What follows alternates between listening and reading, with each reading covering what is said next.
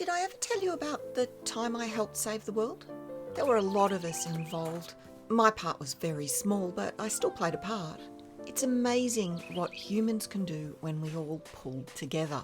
And I often hear from people that the threat we averted wasn't real because nothing happened. But that's the point of averting a threat. Nothing happens. It was a thing called Y2K.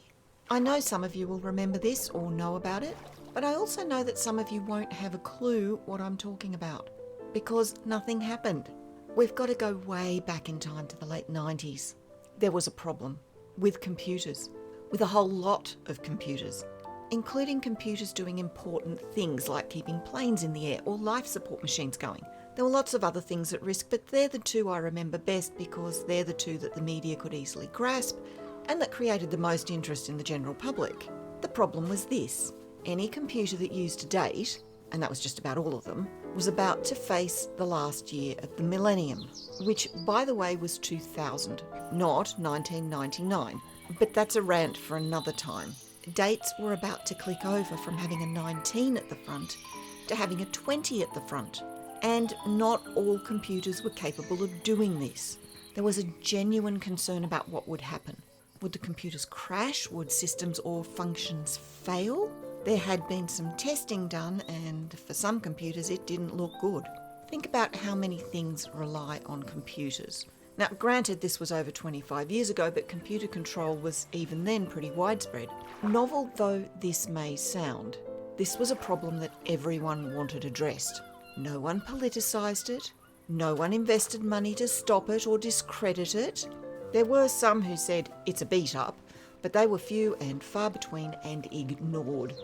And lo and behold, action was taken. Lots of people around the globe were put to work writing code. Very little pieces of code, but very important pieces of code.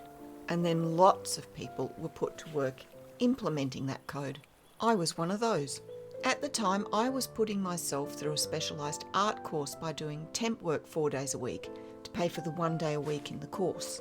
My temp agency sent me out and I did whatever they contracted me for. One day I was sent to IBM for training. We were taught how to run diagnostics on computers and servers, log the results, install a new piece of code if required, run diagnostics again, and then barcode and log the passes and mark and log the fails, because it was expected that a handful of machines wouldn't accept their new orders.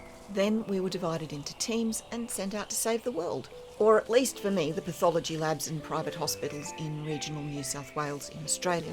There were lots of teams like ours all around the world, some employed by private companies and concerns, some employed by government agencies, but all working on the same goal, to ensure that nothing happened when we hit the year 2000. I was assigned to cover Tamworth, Armidale, Port Macquarie and Newcastle, and I was given an expense account, the only time I've ever had one. Day one, I got the train to Newcastle. Instead of being put up in a hotel, I quite happily stayed with my parents-in-law. 3 days, and many computers and servers later, head home, go to course. And then I flew to Tamworth to repeat the whole process. I have to admit it was easy work, but wow, was it tedious. Test, log, install, test, barcode, log. Place after place, day after day, machine after machine. Armidale was a 1 day fly in, fly out, easy peasy. And then on to Port Macquarie for 2 days to do the base hospital and the path lab. Port was my favourite. The hotel was really nice and right on the beach. I am not a swim in the ocean person, but I do like a stroll on the sand. I sat and did some sketching on the beach in the evening as the sun was starting to set, and then headed back to the hotel for dinner at the excellent seafood restaurant. Who knew that saving the world could be so delicious? And then it was back to the base hospital the next day to finish up, taxi to the airport, and I was done. And like I said, lots of people around the world were doing the same thing. Testing, installing, logging, day after day, place after place, machine after machine. Hospitals, labs, airports, factories, police, armed forces, you name it, it was done. The world went off when the clock ticked over to 2000. Most of them thinking it was the beginning of a new millennium. It wasn't. And most of them, if they thought of it at all, scoffing about Y2K. What a beat-up. Nothing happened. Everyone panicked for no good reason.